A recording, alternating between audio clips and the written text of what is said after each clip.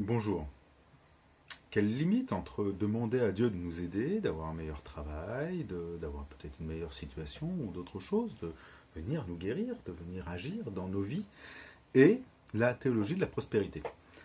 C'est une très très bonne question et c'est une question pas si facile que cela. Alors sur la théologie de la prospérité et les arguments théologiques qui vont contre la théologie de la prospérité, même qui démontrent avec la Bible à quel point cette théologie est une manière de dévoyer la grâce de Dieu, je vous renvoie sur ce que le CNEF a édité sur la théologie de la prospérité. Je vous mettrai le lien dans la vidéo YouTube, juste en dessous, d'un PDF que vous pouvez télécharger du CNEF, qui vous permettra de savoir exactement tous les arguments bibliques sur la théologie de la prospérité, et ceci, cela.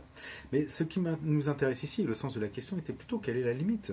Puisque nous avons un Dieu qui nous aime, qui manifeste sa grâce et son amour, lui, le Tout-Puissant, le Créateur de l'univers, lui qui aurait pu rester si lointain, s'est fait proche, est venu jusqu'à nous et nous considère et nous aime.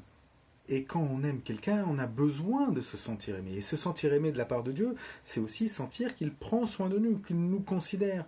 Et donc, qu'il nous apporte peut-être quelque chose qui vient, dans notre quotidien, venir soulager la problématique de la souffrance, venir soulager nos situations difficiles à vivre. Alors, très naturellement, et moi le premier, je demande à Dieu, Seigneur, aide-moi, Seigneur, permets que je puisse avoir une belle maison, puisse avoir un beau jardin, d'avoir une bonne santé, d'avoir, pourquoi pas, un meilleur salaire, plus d'argent, etc. Je suis attiré par cela. Attiré par cela parce que, en réalité, c'est pas tant ce que mon cœur désire que la manière dont le monde, dont les gens qui sont autour de moi définissent le bonheur et définissent ce que c'est que la réussite. Alors, on définit que quelqu'un est heureux quand il est dans une situation confortable matériellement, quand il a une santé qui va bien. J'aime un philosophe, donc Épicure, qui n'a rien à voir avec l'idée que l'on a de l'épicurisme aujourd'hui. Épicure, il dit, moi je suis heureux avec un verre d'eau. D'ailleurs, on dit que Épicure dormait dans un tonneau, il était nu, et sa vision du monde était se réjouir de ce que l'on a sans plus. Pourquoi je vous parle d'Épicure ?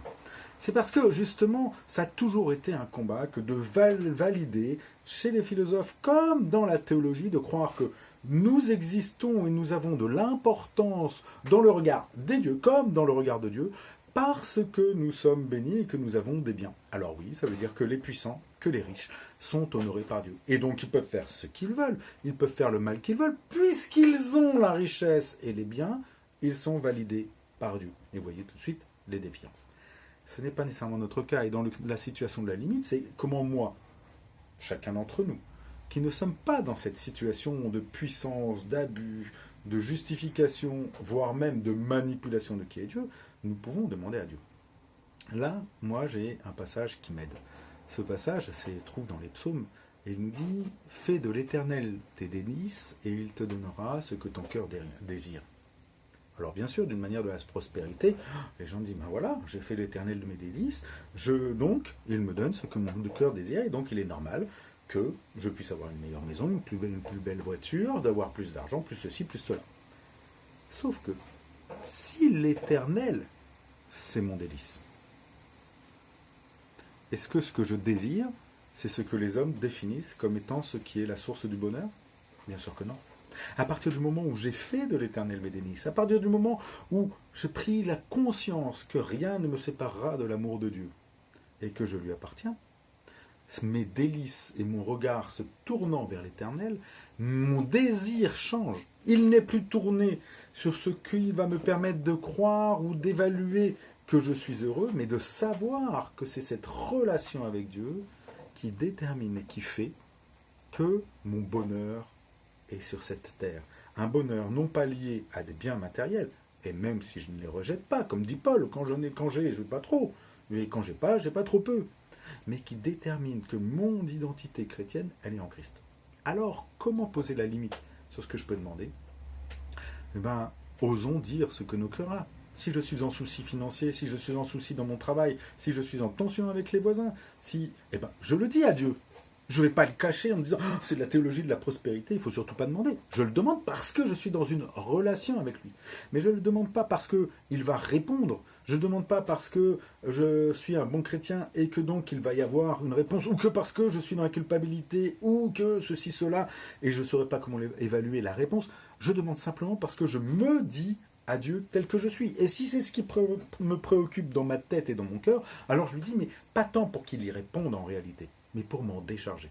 Une manière de dire, Seigneur, écoute, là, moi, j'arrive pas à gérer mes finances. Là, moi, je crois que j'ai besoin de plus. Ça, je te le remets, Seigneur. Ça, je te le remets. Je te le remets parce que c'est pas tant pour que tu me donnes plus d'argent en réalité, même si je suis content que tu m'en donnes plus, mais c'est pour te dire, Seigneur, libère-moi de cette pensée pour que mon cœur, mon désir ne soit pas dans une réalisation matérielle, mais soit dans cette relation, dans cette rencontre que j'ai avec toi, de savoir que je suis entendu de toi, que tu m'entends, que je peux communiquer avec toi. Alors oui, la limite, elle est là. C'est-à-dire pouvoir me dire pleinement dans mes préoccupations à Dieu, mais me dire non pas en attendant que Dieu réponde à cette prière, mais pour me dire, pour me libérer de cela, et que ce qui vienne habiter pleinement ma prière, mon cœur, c'est cette certitude, cette conviction profonde de la grâce, de l'absolu amour de Dieu pour moi, qui dépasse les circonstances, qui dépasse les silences, qui dépasse la souffrance, qui dépasse même le sens, et qui fait qu'ensuite, qu'il réponde, qu'il ne réponde pas, que la situation de vie aille ou n'aille pas, ce n'est plus ce qui me préoccupe, parce que mon désir, c'est cette relation avec Dieu.